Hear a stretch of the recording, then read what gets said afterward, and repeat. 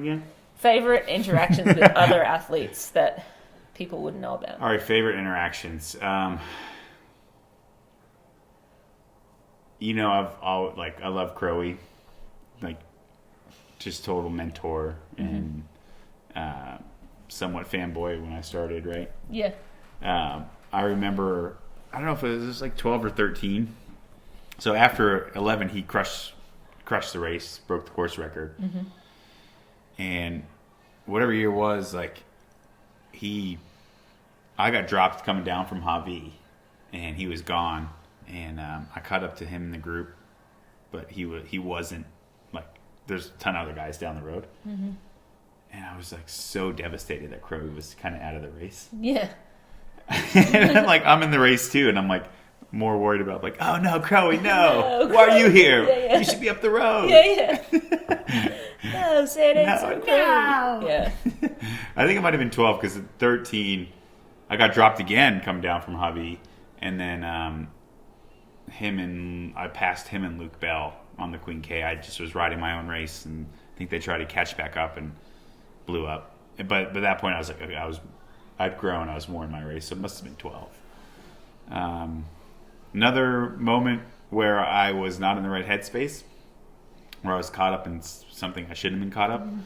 I was running down a Leahy with Andreas Riller.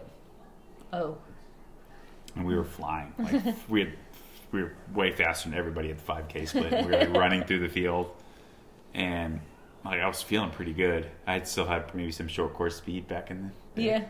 And I remember someone be like, "Oh, it's the new Iron War." And I'm like, "Yeah, I'm in the new Iron War." Yeah. And then I got so like distracted and excited by that I just kind of fell apart. Just kidding. Just kidding. Now I'm walking. Yeah. Now I'm walking with my head down. Yeah. It might have been 14 when he ran by me when I was walking. And then some interactions where I was in a good spot. 2018, I was running with Braden Curry. We ran, so I had a good transition, and he was running with Patrick Lange and Bart. Mm-hmm. And they were running about 5 seconds a mile faster than me. They caught me at 10K. And then I ran with them until like 10 miles, and then Patrick pulled away. And I was just running. Braden and I ran the whole time, and he kept like almost walking the aid stations, and then I just run steady, and then he'd accelerate and drop me, and I'd just run up to him, and I'm like, "Oh, Braden, like, what are you doing? Like, this is not the best way to conserve energy." But then I put a move on him and got away from him and finished fourth. So I felt like that was kind of a good. But what did your friend say to you on the side of the road? Oh my gosh! I don't know if you can share it. I can't. This is so graphic. I cannot share. One of Tim's good friends from the Navy is. He's a legend. He's a legend. He's a legend. He's come out. I mean, he was stationed in Oahu for a while, and so he'd come out and watched Tim. I don't know how many years he's been. Like, I feel like he only missed last year, which was devastating because Tim finished second. But he's this big guy, super sweet, like big teddy bear, but like could kill you if he wanted to, quite easily. But he's just, out there for cheering for Timmy. That's all he cares about. They call him Timmy. But he said, and you can paraphrase it or like. Can you bleep it out, Kenny? You're going to probably have to bleep a lot out. Yeah. So he's like dead serious. How far in? It was late. It was like right before Palani. It was like 24 or 25 miles. And you're still locked in a battle with Braden. Yeah, and I'm running head to head with Braden. He says, "Timmy," he looks like solid, stone cold. "Timmy, pull your hair out of your purse and drop this guy." And I started laughing because I know him so well. I'm like, this is exactly what he would say right now.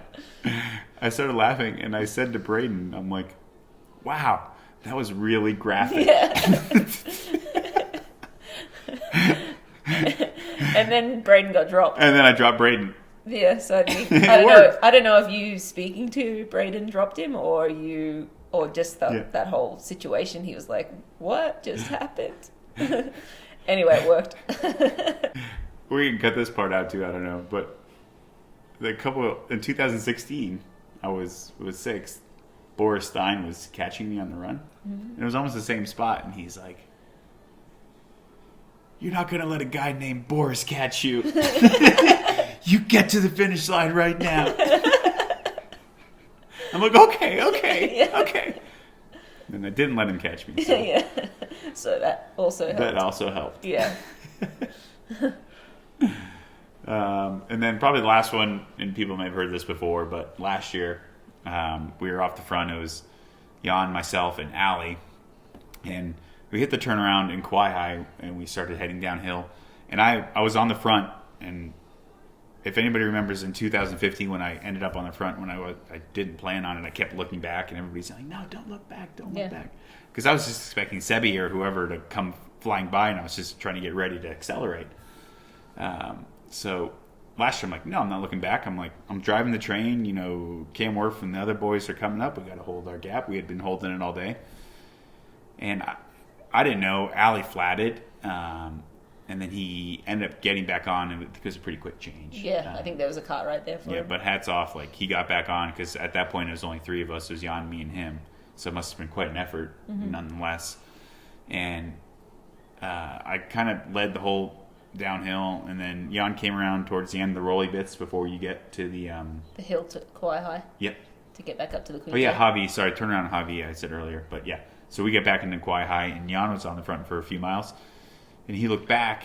He's like, "Hey boys, how about somebody come a little help?" Yeah. And I'm like, "Well, obviously he's talking to Allie because I was just on the front." Yeah. So I look back behind me, and I'm like, "Allie, come on."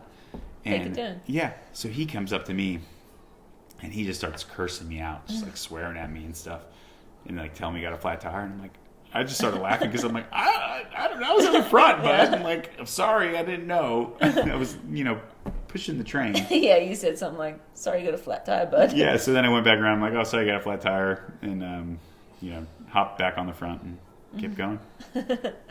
But in that moment, you kind of knew Allie was. Yeah. I'm like, I've made this mistake before. You're too hot and heavy, right? It was Allie's first ever Kona race too. So. Yep, it's that short course mentality where you want to rip everybody's heads off. Yeah. And he's probably the best at that ever in short course, right? Yeah, I think so. I hear the stories from the ITU guys, and he would just be on the boys and laying into them and profanity everywhere, and it worked. Kept everybody going. But in Ironman, it's a little different. You got to keep a pretty level head and save your energy and conserve and stay calm, and you can't be blowing up at everyone. So I think Ali ended up having a pretty rough marathon that day, but again, he's rookie. You can make these mistakes early in your career. You sort of figure it out after a little while. Yeah, I don't want him to figure it out too quickly. Give us a few more years, Keep making mistakes, Ali. buddy. Yeah. Keep it up. All right. That was a good segment. Yeah. That was less boring. That was less boring? That's great. Yeah. I loved it. Yeah.